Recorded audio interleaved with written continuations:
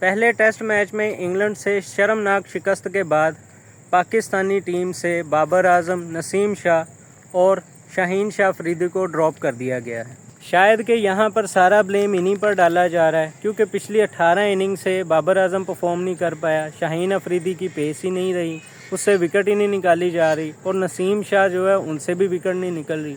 لیکن اگر دیکھا جائے تو ہمارے سبھی بولرز نے بولنگ میں سینچری کی تھی، کسی نے 130، 140 اور کسی نے 170 تک رنز کنسیڈ کیے ہیں۔ اور یہ بھی کہا جا رہا ہے کہ ان سیریز کے بعد شان مسعود کو بھی ایز کیپٹن ڈراپ کر دیا جائے گا۔ اب اس کی کیپٹنسی جانے کے بعد دیکھنا یہ ہے کہ اس کو ٹیم میں بھی کھلایا جاتا ہے یا ٹیم سے بھی ڈراپ کر دیا جاتا ہے۔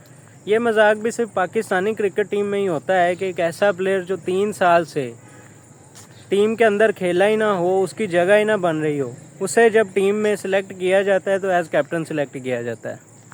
اسی طرح اگر ایسا پلیئر جو 2-3 سال سے ٹیم کے لیے نہ کھیلا ہو، اسے جب ٹیم میں سلیکٹ کیا جاتا ہے تو as a vice captain select کیا جاتا ہے۔ میں تو یہ کہوں گا کہ پوری کی پوری پاکستانی ٹیسٹ ٹیم کو ہی چینج کر دو، جو نئے لوکل پلیئرز ہیں ہمارے ان کو موقع دیا جائے۔ چیمپئنز کپ میں جن بھی پلیئرز نے ایکسیپشنلی پرفارم کیا ہے انہیں انگلینڈ کے خلاف کھیلنے دیا جائے۔ حالات تو یہ ہیں کہ پچھلے 4 سال میں ہمیں کسی بھی پلیئر کی ریپلیسمنٹ ہی نہیں ملی، کوئی ایک اچھا اسپنر یا کوئی ایک اچھا بیٹسمین یا کوئی ایک اچھا بولر پاکستانی ٹیم میں پروڈیوس نہیں ہو پایا۔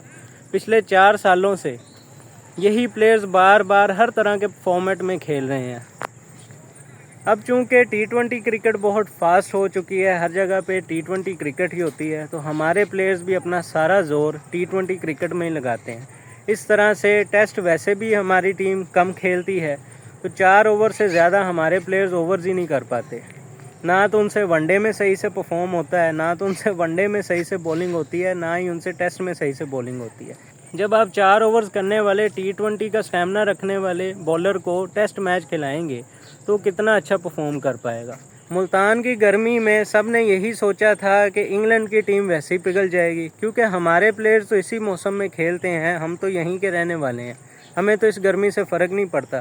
لیکن ہوا اس کے الٹ، انگلینڈ کی ٹیم کو تو کوئی فرق نہیں پڑا اس گرمی سے، لیکن ہمارے پلیئرز کو فٹیگ کا مسئلہ ہو گیا۔ ابرار صاحب جن کو as a mystery spinner Pakistani team میں سلیکٹ کیا گیا تھا، وہ ایک بھی وکٹ نہیں لے سکے اور 160 سے اوپر انہوں نے رنز کنسیڈ کیے۔ مسئلہ صرف بابر، شاہین یا نسیم نہیں ہے، مسئلہ ہے ہماری مینجمنٹ، مسئلہ ہے ہماری میریٹوکریسی۔ جتنے بھی پلیئرز اس وقت ٹیسٹ ٹیم میں کھیل رہے ہیں ان میں سے موسٹلی ایسے ہیں جو T20 کے پلیئرز ہیں۔ ہر پلیئر کو ہر فارمیٹ ہی کھیلنا چاہیے، لیکن ہر فارمیٹ کی کنڈیشنز ڈیفرنٹ ہوتی ہیں۔ ہر پلیئر کو مینٹلی اتنا اسٹرانگ ہونا چاہیے کہ اسے پتہ ہو کہ اس نے 5 دن گراؤنڈ کے اوپر کھڑا ہونا ہے، چاہے وہ ایز اے بولر کھڑا ہو جائے، بیٹسمین کھڑا ہو جائے یا فیلڈر کھڑا ہو جائے۔ لیکن ہمارے پلیئرز اپنے ہی ملک میں، اپنی ہوم کنڈیشنز میں بھی وہ ایک دن بھی نہیں ٹک پاتے، فٹیگ کے مسئلے ہو جاتے ہیں، فٹنس کے بہت زیادہ مسائل ہو جاتے ہیں۔ شاہین افریدی صاحب کو جب کہا گیا کہ PCB چیئرمین نے کہا ہے کہ بہت بڑی سرجری ہوگی، تو انہوں نے آگے سے مذاق میں کہا کہ کوئی بیمار ہے کیا جو کسی کی سرجری ہونی ہے۔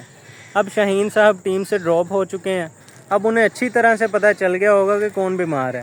بابر اعظم پچھلی 18 ٹیسٹ اننگز میں کوئی بھی خاطر خواہ پرفارمنس نہیں دے سکے، 50 بھی سکور نہیں کر پائے۔ ان کی اس پور فارم کی وجہ ان کا کیپٹنسی پہ زیادہ فوکس ہونا ہے، گروپنگ پر زیادہ فوکس ہونا ہے۔ شاید انہوں نے بابزی دا کنگ کے ٹائٹل کو اپنے دماغ پر زیادہ ہی سوار کر لیا تھا، جس وجہ سے وہ پرفارم ہی نہیں کر پائے۔ ایک سپر سٹار زیادہ پیسہ کمانے سے یا زیادہ ایڈز کرنے سے نہیں بنتا، وہ اپنی پرفارمنس کی بیس پہ بنتا ہے، اور سپر سٹار بننے کے بعد اس بندے کو مسلسل پرفارم کرتے رہنا چاہیے۔ ہمارے ہاں یہ ہے کہ اگر ایک سینچری کسی نے سکور کر دی ہے تو اسے وراٹ کوہلی سے کمپیئر کرنا شروع کر دو۔ اگر کسی کی شکل تھوڑی سی وراٹ کوہلی سے ملتی ہے تو بس وہ پاکستان کا وراٹ کوہلی ہے۔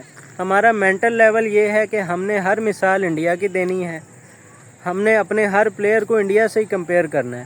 جیسے دنیا میں کوئی اور کرکٹ ٹیم تو ہے نہیں، دنیا میں کوئی اور کرکٹ کا پلیئر تو ہے نہیں۔ یہ اچھی بات ہے کہ ان تینوں پلیئرز کو ٹیسٹ ٹیم سے ڈراپ کر دیا گیا ہے۔ اب دیکھنا ہے کہ باقی کے جو پلیئرز ہیں وہ کس طرح سے پرفارم کرتے ہیں۔ ان کے ڈراپ ہونے کی وجہ سے نئے پلیئرز کو موقع ملے گا، ان کو بھی چانسز ملیں گے کہ شاید وہ بھی اچھا پرفارم کر کے ٹیم میں اپنی جگہ بنا سکیں، اور ان تینوں پلیئرز کو بھی تھوڑی سی ریسٹ ملے گی اور انہیں بھی سوچنے کا موقع ملے گا، اپنی پرفارمنس پہ فوکس کرنے کا موقع ملے گا۔ اب دیکھنا یہ ہے کہ ان پلیئرز کے جانے کے بعد جو ریپلیسمنٹ ان کی جگہ پہ لے کر آئے ہیں وہ کس طرح سے پرفارم کرتے ہیں. اوورآل ہماری ٹیم انگلینڈ کے خلاف کس طرح سے پرفارم کرتی ہے, کیا یہ سیریز بچانے میں کامیاب ہوتے ہیں یا کوئی ایک میچ بھی جیت پاتے ہیں یا نہیں. ویسے تو پاکستانی ٹیم نے کرکٹ کے ہر فارمیٹ میں جتنا پورلی پرفارم کیا ہے, عوام کا یہی مطالبہ ہے کہ اس ٹیم کو ویسے ہی بین کر دیا جائے, ان سے کرکٹ کا انٹرنیشنل سٹیٹس چھین لیا جائے. اگر ویڈیو اچھی لگی ہے تو اسے لائک کریں, اپنے دوستوں کے ساتھ شیئر کریں اور چینل کو سبسکرائب کر لیں.